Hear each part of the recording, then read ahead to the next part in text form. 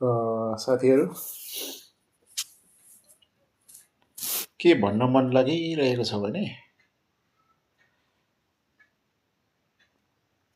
यो पालिको दसैँको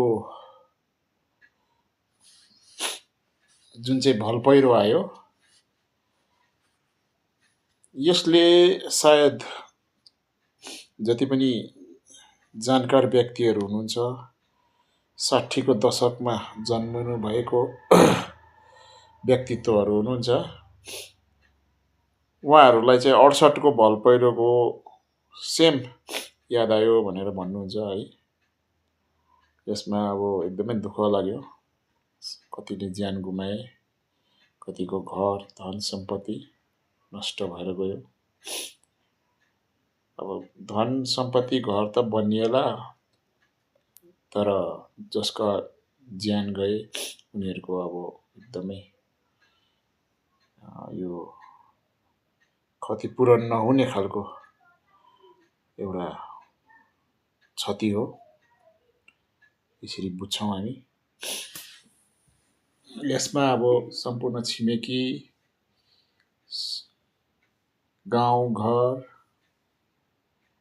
सङ्घ संस्था, पार्टी लगायत प्रशासन अनि विशेष रूपमा पश्चिम बङ्गालका माननीय मुख्यमन्त्री श्रीमती ममता ब्यानर्जीद्वारा दिएको सहायता यो एकदमै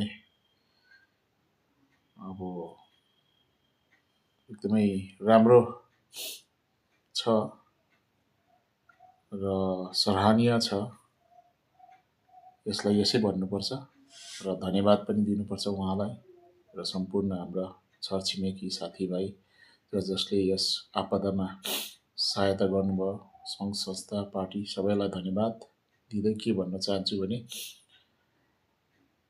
जिटिए गठन अथवा डिजिएचसी गठन भएको नै हामी स्वावलम्बी हुनुको लागि हो, आत्मनिर्भर हुनुको लागि हो, हाम्रो निर्णय हामी नै गर्नुको लागि हो, हाम्रो समस्या हामी नै समाधान गर्नुको लागि हो।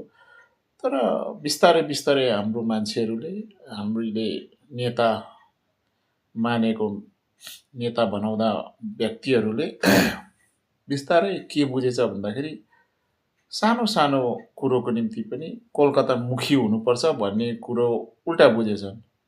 त्यसैले आफ्नो समस्या आफै समाधान गर्नुको निम्ति कसरी हुन्छ